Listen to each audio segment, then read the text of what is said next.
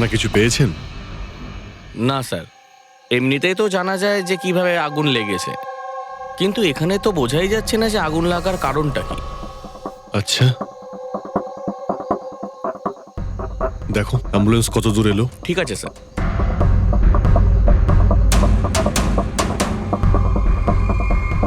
খুব বাজেভাবে ঝলসে গেছে। অদ্ভুত ব্যাপার, জানতেই পারা যাচ্ছে না যে আগুনটা কি করে লাগলো।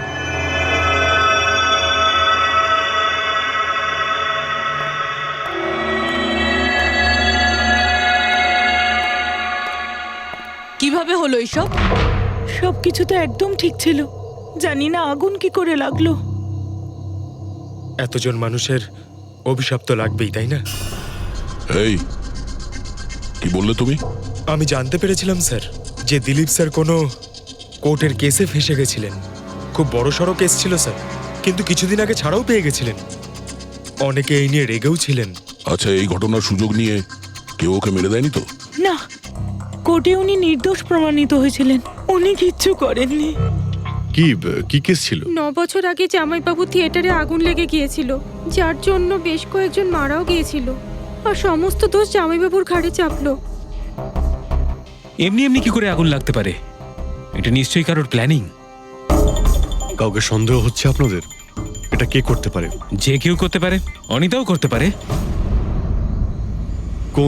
কোন অনিতা? টনির ওয়াইফ, ও এখানে এসেও ছিল।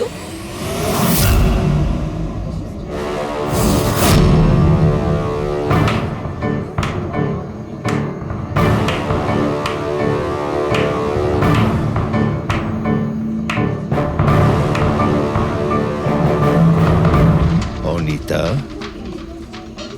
অন্য লোকের ঘর ভেঙে দিয়ে নিজের পরিবারের সঙ্গে এখানে ফুর্তি করা হচ্ছে। ভেরি গুড, ভেরি গুড, বাহ।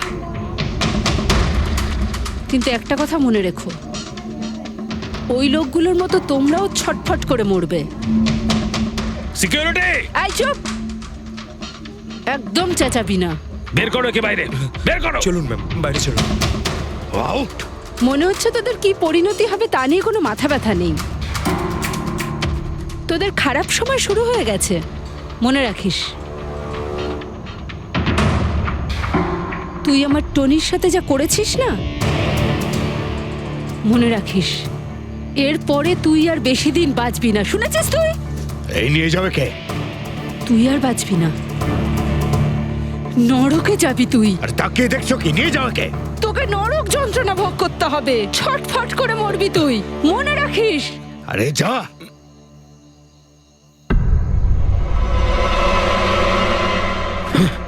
Let's enjoy Rohan. আরে ভুলে যাও।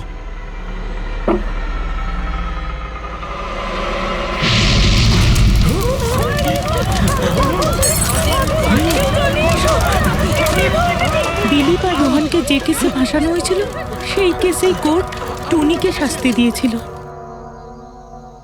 আচ্ছা, কে কে জানতো যে আপনারা এখানে এই রেস্টুরেন্টে আসবেন? জানি না স্যার।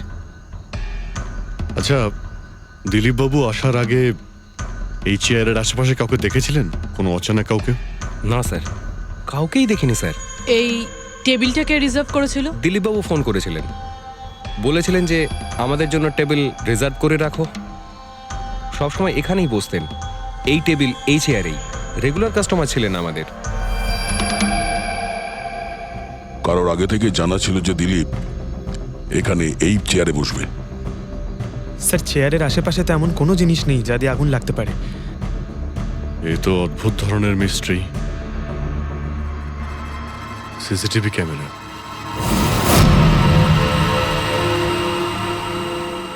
এর ফুটেজ থেকে জানতে পারা যাবে কি হয়েছিল এখানে।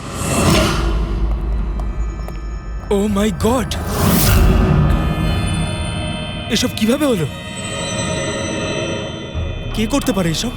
ওই করেছে যে দিলীপকে খুন করেছে প্রমাণ লোপাটের জন্য। আর যে কেউ কিভাবে এই মনিটর রুমে চলে এলো? তোমার সিকিউরিটি কোথায়? স্যার, এই রুমে সিকিউরিটির কোনো প্রয়োজনই হয় না। এর আগে এরকম কখনোই হয়নি স্যার। স্যার, স্যার আমার মনে হয় না সিসিটিভি ফুটেজ ডিলিট করার মতো সময়ের কাছে ছিল। ও শুধু ভাঙচুর করেছে। যদি আমরা কোনো এক্সপার্টকে ডাকি স্যার, তাহলে সে হয়তো হার্ড ডিস্ক থেকে রিকভার করতে পারবে।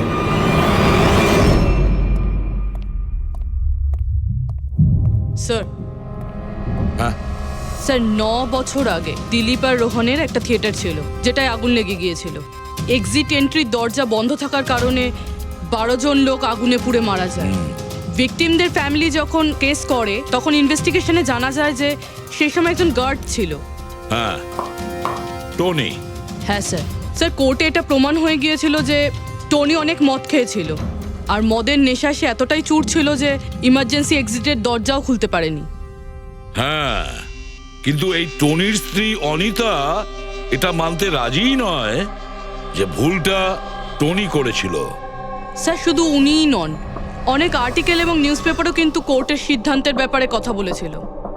যখন এই ঘটনাটা ঘটেছিল তখন দিলীপ আর রোহনের বিরুদ্ধে সলিড এভিডেন্স ছিল, কিন্তু তারপর কেস চলতে থাকলো। 9 বছর হয়ে গেল। কিছু প্রত্যক্ষদর্শী বয়ান বদলে দিল, আর কিছু লোক বাইরে চলে গিয়েছিল। স্যার, দিলীপ আর রোহন নিশ্চয়ই টাকা আর ক্ষমতার অপব্যবহার করেছে, আর এই কথাটা নিশ্চয়ই টনি জানতে পেরেছিল। ওই হয়তো পাঠিয়েছে অনিতাকে দিলীপকে মারার জন্য। কিন্তু ফেডরিক, যখন অনিতা ওখানে ছিলই না, তাহলে আগুন লাগালো কি করে? না না, সিকিউরিটি লোকেরা তো ওকে বাইরে বের করছিল ওই রেস্টুরেন্ট থেকে। এমন কি জিনিস ছিল যার জন্য হঠাৎ করে আগুন লাগলো? স্যার হয়তো ডক্টর সালুংখে আমাদের কোনো হেল্প করতে পারে। না হলে অনিতা।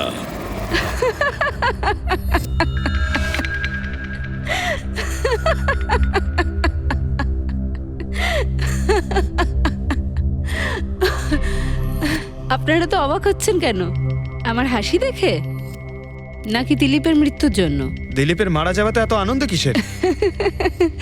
আচ্ছা, আমি খুশি হব না তো আর কে হবে বলুন তো? কালকে রাত্রে রেস্টুরেন্টের থেকে বেরোনোর পর তুমি কোথায় গিয়েছিলে? জেলে আমার স্বামীর সঙ্গে দেখা করতে। ওয়ার্ডেনের কাছে সমস্ত রেকর্ড আছে, আপনারা চাইলে চেক করতে পারেন। সেটা তো আমরা করবই।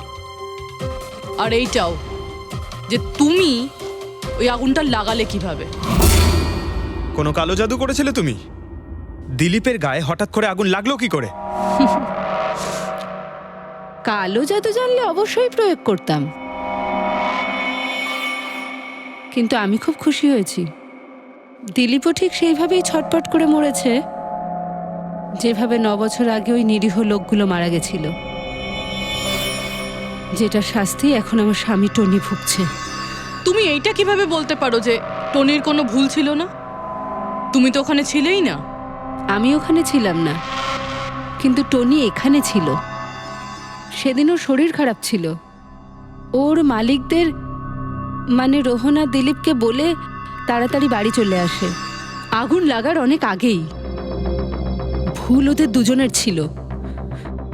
ওরাই পুরনো দরজা ঠিক করায়নি, যার জন্য ওখানে আগুনে পুড়ে অনেক লোক মারা গেছিল। আমার স্বামীর নয়, ওদের দুজনের দোষ ছিল। তাতে তোমার নিশ্চয়ই খুব রাগ হয়েছিল, ওদেরকে মেরে ফেলারও ইচ্ছে হয়েছিল। 12 জন মারা গেছিল ওখানে। আমার থেকে অনেক বেশি রাগ ওদের পরিবারের লোকেদের হয়েছিল, কিন্তু এখন হয়তো ওরা খুব খুশি দিলীপের মৃত্যুর খবর শুনে। খুব খুশি হয়েছে। ওরা আরো বেশি আনন্দ পাবে যেদিন রোহন পুড়ে মরবে।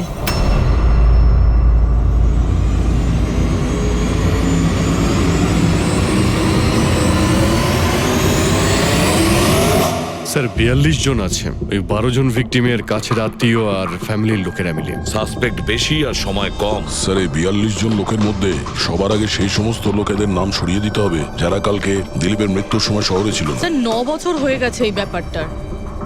হয়তো অনেক মানুষ দেশ ছেড়েও চলে গিয়েছে, আর কিছু লোক হয়তো এই পৃথিবীতেই আর নেই। তারপরেও খোঁজ তো নিতে হবে।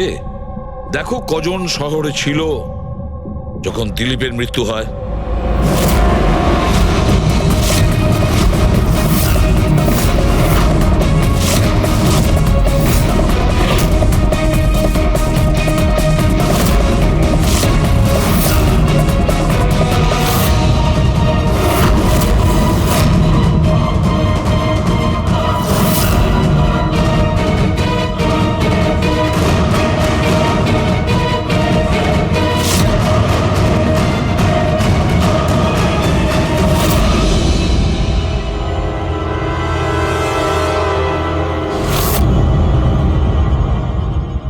পঙ্কজ, কজন এখানে আছে? 27 জন স্যার, যারা সেই সময় শহরে ছিল, আর ওদের দিলীপকে মারার কারণও ছিল। ঠিক আছে, সবাইকে বিউরোতে ডাকো। দেখা যাক ওরা নির্দোষ হওয়ার কি গল্প শোনায় আমাদের। জেমস, তোমার বাবা 9 বছর আগে থিয়েটারে আগুন লাগার কারণে মারা গেছেন, তাই তো? Yes sir. আপনার হাজবেন্ড ফিল্ম একাই দেখতে গিয়েছিলেন? সেই দিন আমি বিজি ছিলাম, তাই উনি একাই চলে যান। কালকে রাত্রে কোথায় ছিলে তুমি? স্যার আমি আমার বন্ধুদের সঙ্গে ছিলাম। স্যার আমি পাসপোর্ট অফিসে গেছিলাম। ওই দুজনকে আমি এমনি এমনি ছেড়ে দেবো না। তো কি করেছিলে তুমি? ভেবেছিলাম যে দিলীপের সাথে ফেস টু ফেস দেখা করব, আর ওকে জিজ্ঞেস করব যে তুমি এরকম কেন করলে।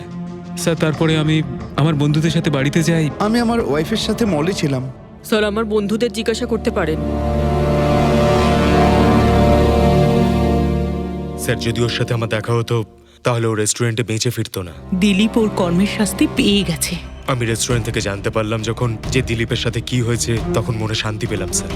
আর বাকি থাকলো রোহন, ও তার কর্মের শাস্তি নিশ্চয়ই পাবে। এবার এই 27টা নামের মধ্যে তাদের নামগুলো রেখে দাও যারা ঘুরিয়ে ফিরিয়ে উত্তর দিচ্ছিল, আর যারা নিজেদের উত্তর অনেক আগে থেকেই তৈরি করে রেখেছিল।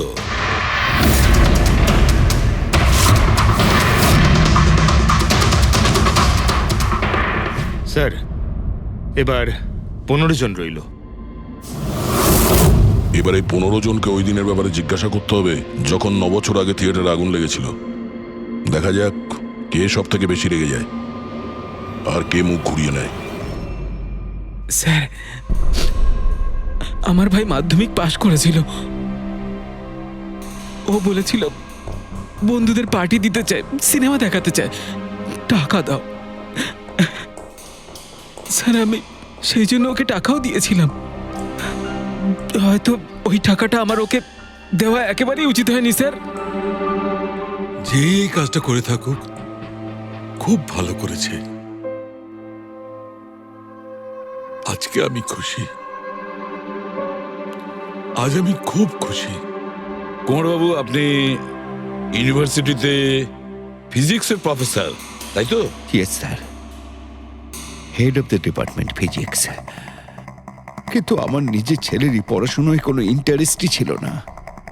অনেক বকেছি আমি ওকে, কিন্তু তাতে কোনো রকম কোনো লাভই হয়নি।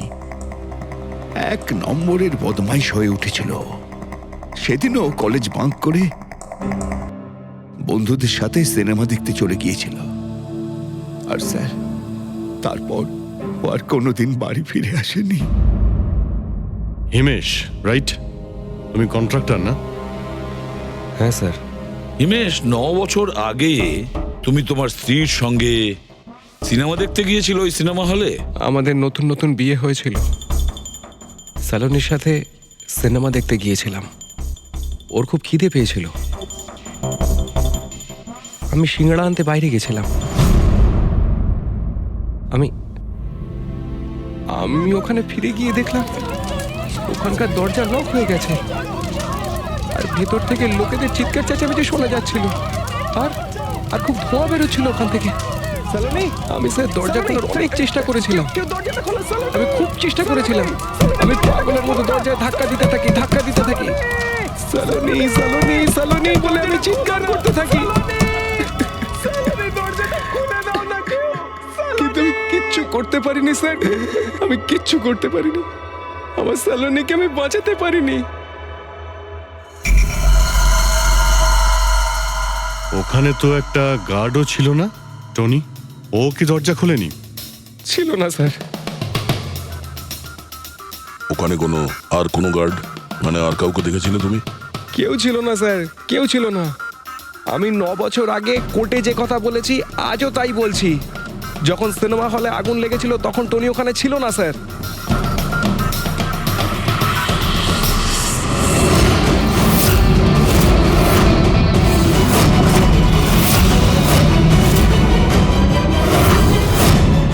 স্যার এই হলো আমাদের 15 জন সাসপেক্ট যারা দিলীপকে খুন করতে পারে। স্যার পুলিশ বলছিল যে ফায়ারম্যানরাও বলতে পারেনি যে আগুনের এক্স্যাক্ট সোর্সটা কোথায় ছিল। ওরা তো দেখা মাত্রই জানতে পেরে যায়, তাই না? জানতে পেরে যায়, যে ওখানে এমন কি জিনিস ছিল যাতে আগুন ছড়িয়ে পড়ে, কিন্তু ওরা জানতে পারেনি।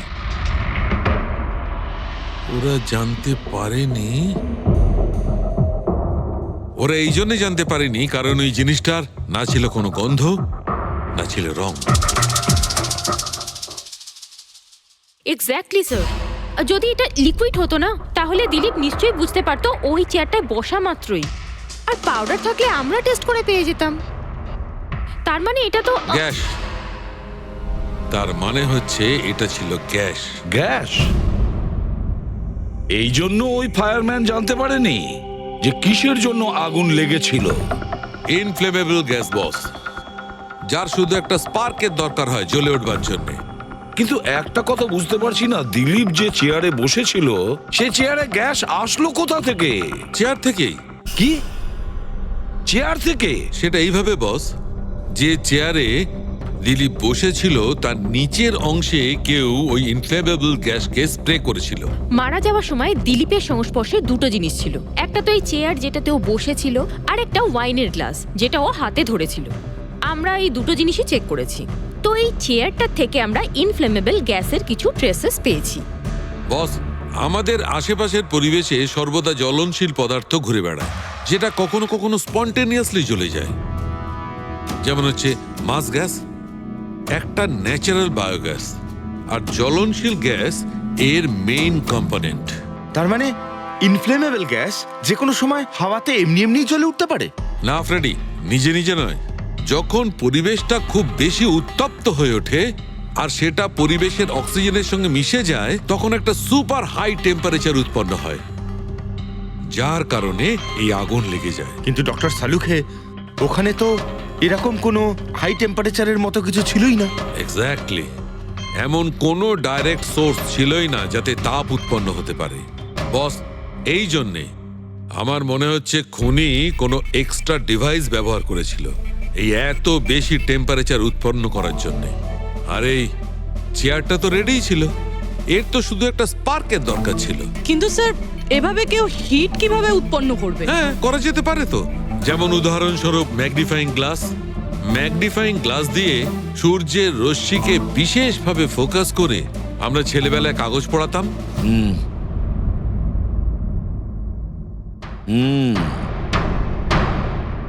মনে হচ্ছে ওই রেস্টুরেন্টে আবার যেতে হবে,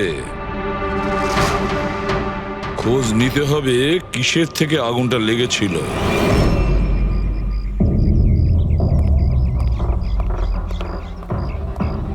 সব জায়গায় দেখে ফেলেছি স্যার, কিন্তু এমন কিচ্ছু খুঁজে পেলাম না যা দিয়ে আগুন লাগতে পারে। আর এটা ওপেন এয়ার রেস্টুরেন্ট। যখন খুনি দিলীপের চেয়ারের নিচে ওই ইনফ্লেমেবল গ্যাস স্প্রে করেছিল, কেউ তো দেখেছিল। সেটাই তো, চেয়ারে হঠাৎই আগুন লেগে যায় আর দিলীপ পুড়ে মারা যায়। কেউ কিছু দেখেনি, আর না আমরা কোনো প্রমাণ পাচ্ছি। স্যার, ওই data expert CCTV footage recover করে ফেলেছে, আপনারা দেখতে পারেন স্যার। গুড। দয়া, তুমি গিয়ে দেখো, ততক্ষণ আমি এখানে দেখছি কিছু পাওয়া যায় কিনা। স্যার, দিলীপ আর ওর ফ্যামিলি আসার 15 মিনিট আগের ফুটেজ এটা।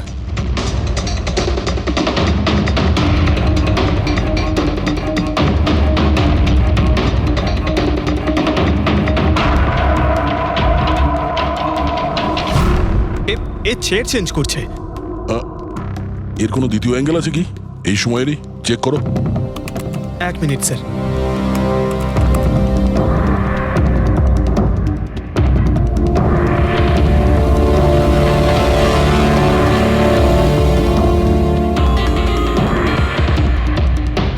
ও চেয়ারটার সঙ্গে কি করছে?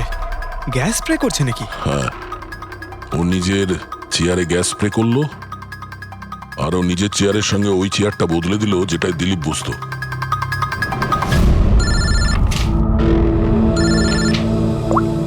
হ্যাঁ দয়া। আচ্ছা, গ্রেট, গুড ওয়ার্ক দয়া, গুড ওয়ার্ক। কি হলো স্যার? যে দিলীপের চেয়ারটা কারসাজি করেছিল তার খোঁজ পাওয়া গেছে। সে আসলে একটা লোক, ওর শারীরিক গঠনটাও জানা গেছে। আর দেখি আমরা, দয়া ফটোটা পাঠাচ্ছে।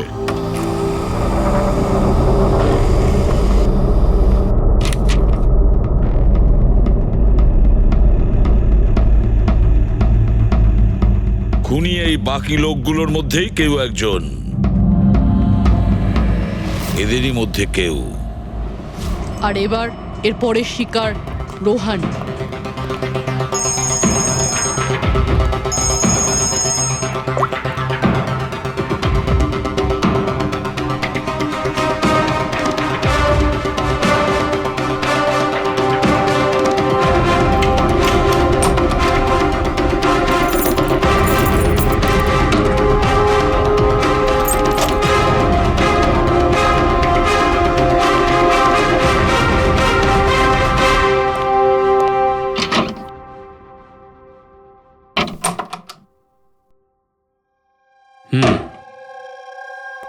আমার মনে হয় কারোর আমার আর দিলীপের মুক্তিতে অসুবিধা হচ্ছে।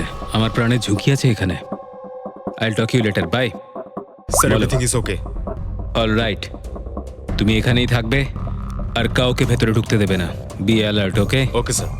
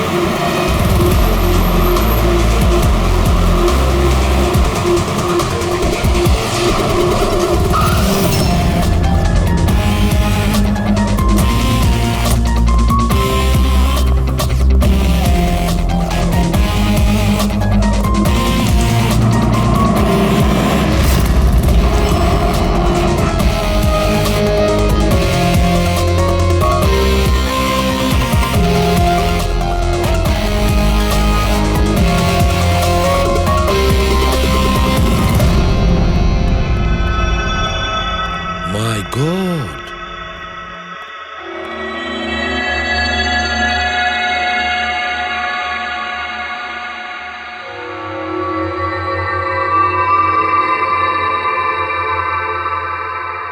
কি হয়েছিল এখানে আর কিভাবে?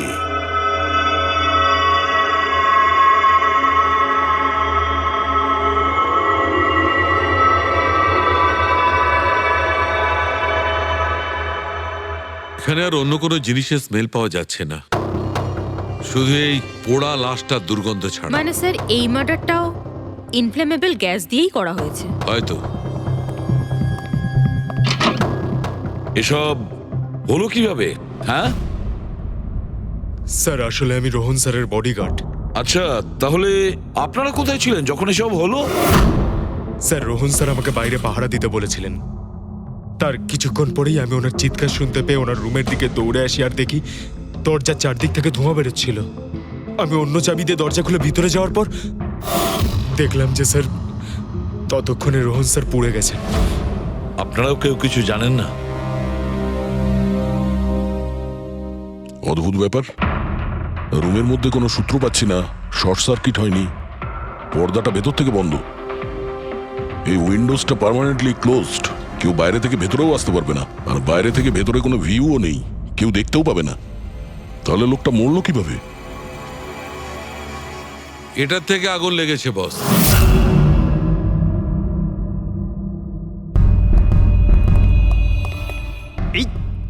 এই জিনিসটা দিয়ে এটা কি স্যার? এটা হচ্ছে ফিলামেন্ট। ফিলামেন্ট?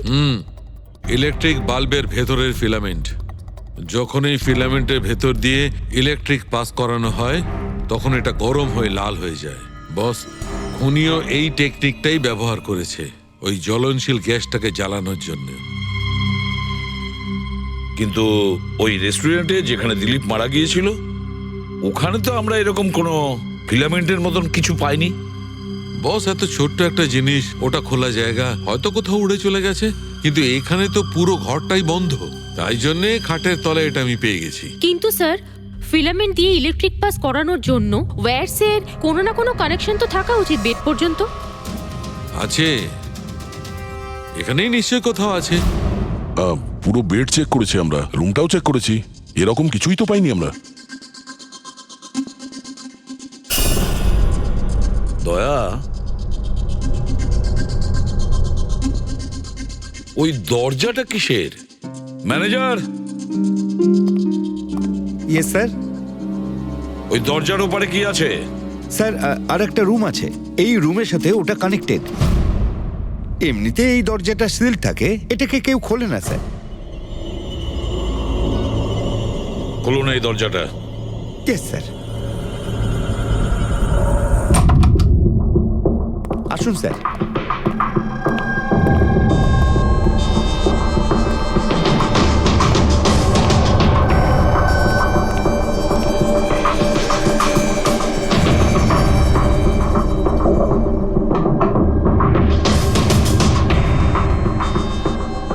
আচ্ছা ম্যানেজার বাবু, কার রুম এটা? কে থাকে এই রুমটাতে? কোনো একজন গেস্ট স্যার, ডিটেলস চেক করতে হবে। দেখুন।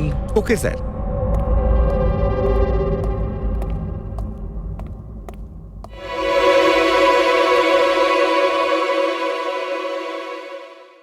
স্যার, ওখানে ওই রুমের মধ্যে যা হয়েছে স্যার সব এই রুম থেকেই করা হয়েছে স্যার।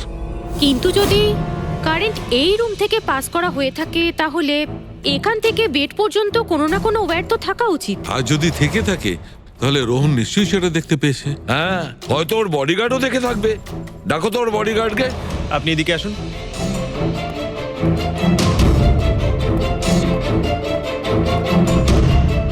একটা কথা বলো, যখন তুমি রোহনের ঘরে এসেছিল তখন কোনো তার দেখেছিলে এখানে এই দরজা থেকে ওই রুম পর্যন্ত? কোনো কিছু? না স্যার, রোহন স্যার এই রুমে ঢোকার আগে আমি এই রুমটাকে খুব ভালো করে চেক করেছিলাম, কিন্তু তার বা সেরকম কিছু আমার চোখে পড়েনি। ঠিক আছে, যাও তুমি। যাই হোক না কেন দয়া, খুনি এই দরজাটা ব্যবহার করেছে। এই দরজা দিয়ে রোহনের রুমে আসে আর রোহনের বেডে ইনফ্লেমেবল গ্যাস স্প্রে করে, আর যে কোনো ভাবেই হোক ফিলামেন্টে কারেন্ট দিয়ে দেয়, তাতে ফিলামেন্ট গরম হয়ে যায় আর ইনফ্লেমেবল গ্যাসে আগুন ধরে যায়, আর তাতে রোহনের মৃত্যু হয়। বস, একটা কথা কিন্তু ঠিক, খুনি যেই হোক না কেন তার ইলেকট্রিক আর কেমিক্যাল সম্পর্কে খুব ভালো জ্ঞান আছে। প্রফেসর কুমার, ফিজিক্সের প্রফেসর কুমার, ওর থেকে আর কে বেশি জানতে পারে এই ব্যাপারে? স্যার, ওই প্রফেসর কুমারের সঙ্গে দেখা করো। স্যার। দয়া, আমিও যাব তোমার সঙ্গে।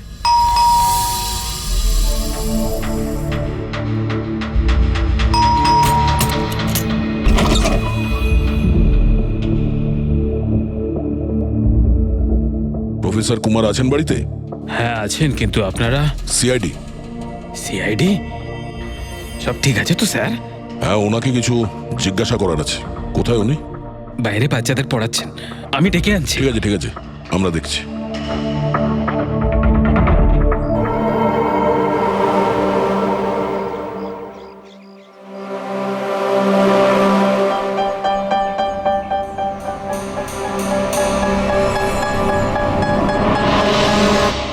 মিস্টার কুমার, আপনার কাছে আমাদের কিছু জিজ্ঞাসাবাদ আছে।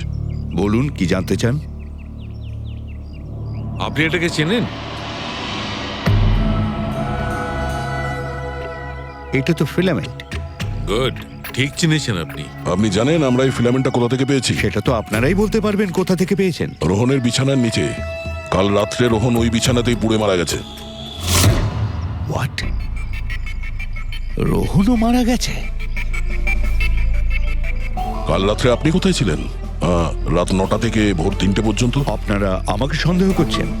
এটা আমাদের প্রশ্নের উত্তর হলো না মিস্টার কুমার। কাল আমি সারা দিন আর সারা রাত্রি বাড়িতেই ছিলাম। কোনো প্রমাণ? আগে আমার কাজের লোক রামু আর বিকাশ, প্লিজ কাম হিয়ার।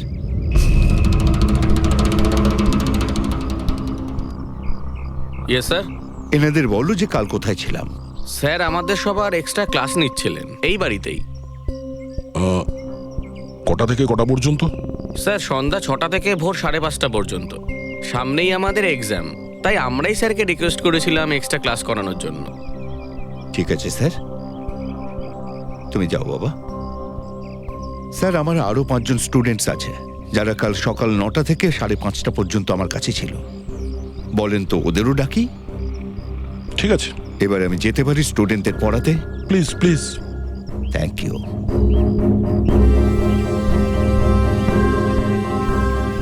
হ্যাঁ, তাহলে আমি যেটা বলছিলাম যে শোল্ডারিং ওয়্যার ছাড়াও আমরা মাদারবোর্ড ফিক্সড করতে পারি with the help of adhesive conductor.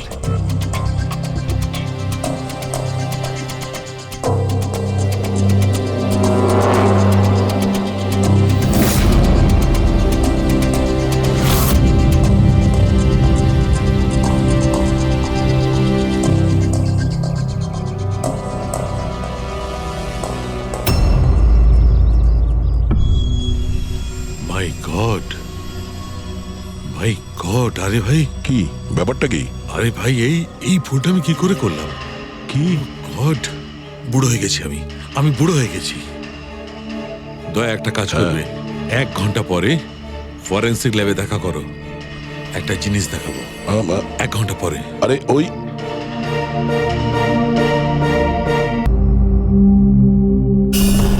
হ্যাঁ বস, একটা কাজ করো, এই সুইচটা দিয়ে ওই বাল্বগুলোকে জ্বালাও।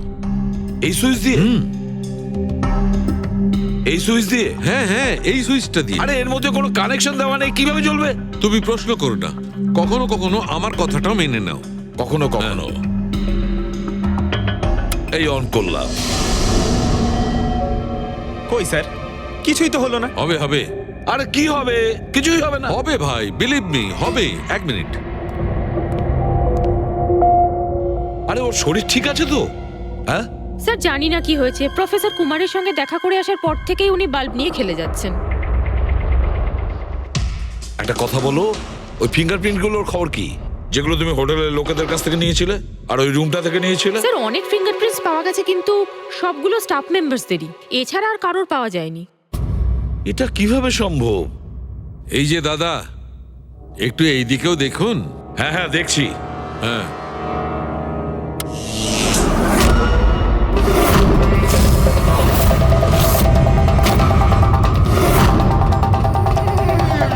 আরে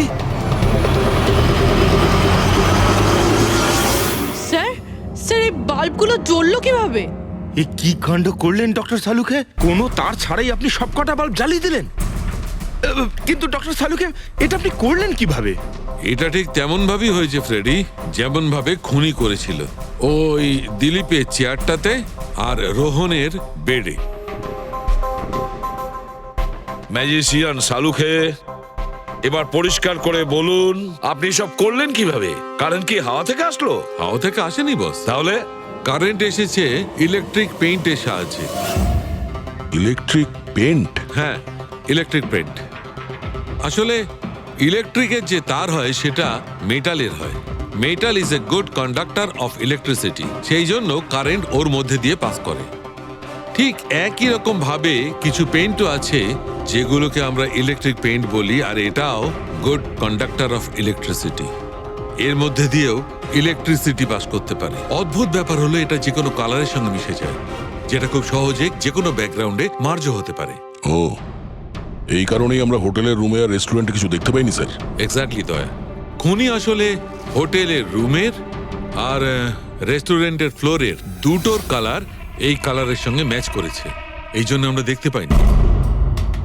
তার মানে ইলেকট্রিক কারেন্ট, এই ইলেকট্রিক পেন্ট, এটা কি খুব সহজেই পাওয়া যায়? হ্যাঁ, পাওয়া যায়। আসলে এটা ইলেকট্রিক সোল্ডারিং আর রিপেয়ারিং এর কাজে লাগে। আর এটা সবচেয়ে বড় বিশেষত্ব হলো যে এটা সাধারণত খালি চোখে এটা দেখা যায় না, শুধুমাত্র ইনফ্রারেড লাইটেই এটা দেখা যায়। আমি দেখাচ্ছি।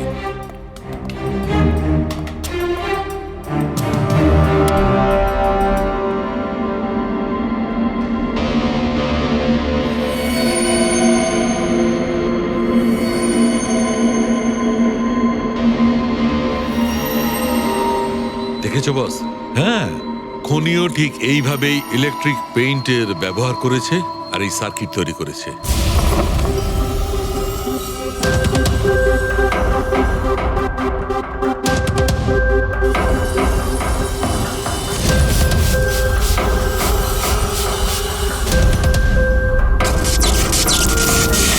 একটা কথা তো নিশ্চিত, এ যেই হোক না কেন তার এ সমস্ত ব্যাপারে খুব ভালো জ্ঞান আছে। কিন্তু স্যার, এদের মধ্যে খুনিকে ওই প্রফেসরের সঙ্গে তো কথা বলে নিয়েছি স্যার, ও তো না। এই মুন্সি, এই লোকটা তো একজন ক্লার্ক, কিন্তু আমার মনে হয় না যে একজন ক্লার্কের সায়েন্সের ব্যাপারে এত জ্ঞান থাকতে পারে। স্যার, এদের মধ্যে সব থেকে বেশি শিক্ষিত তো ওই প্রফেসর কি মনে হচ্ছে? এটা এমন কেউ হতে পারে যেটা প্রফেসরের মতো ইন্টেলিজেন্ট নয়, অথচ এই ব্যাপারে অনেক কিছুই জানে।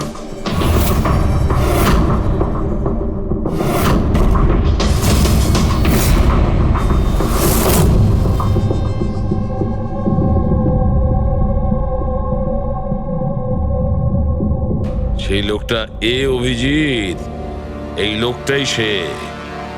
মনে পড়ছে কি বলেছিল আমাদের, যে ও কি কাজ করে?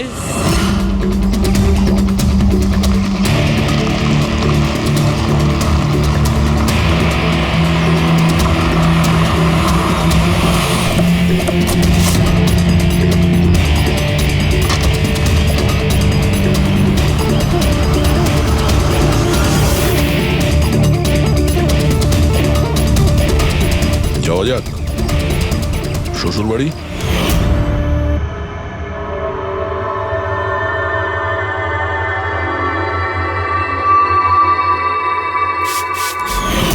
দিলীপ আর রোহনের ওপর কেস হয়েছিল, কিন্তু আমি জানতাম ওরা টাকার পাওয়ারের জোরে ছাড়া পেয়ে যাবে। কিন্তু ওদের কাছে টাকা থাকলে আমার কাছে ছিল বুদ্ধি। অনেক মাস ধরে ওদের আমি ফলো করেছি, ওরা কোথায় যাচ্ছে, কি করছে, কার সাথে দেখা করছে, সবকিছু। আর শেষ পর্যন্ত ওদের দুজনকে মারার উপায় আমি পেয়েই যাই, ইলেকট্রিক পেন্ট আর সার্কিটের মাধ্যমে। এই দুটো জিনিসের বিষয়ে আমি খুব ভালো করে জানতাম। ব্যাস, দিয়ে দিলাম দুজনকে শাস্তি। দুজনকে মেরে ফেলেছি জ্যান্ত পুড়িয়ে, যেভাবে ওরা আমার সালোনিকে মেরেছিল। হিমেশ, তোমার স্ত্রীর সঙ্গে যা কিছু হয়েছে সেটার জন্য আমরা সবাই দুঃখিত, কিন্তু দিলীপ আর রোহনকে মেরে তুমি কি পেলে? তুমি কি ফিরে পেলে তোমার স্ত্রীকে? প্রতিশোধের আগুনে পুড়ে তুমি দুজনকে মারলে, আইন তোমাকে কোনোদিন ক্ষমা করবে না। কঠোর থেকে কঠোরতম শাস্তি হবে তোমার।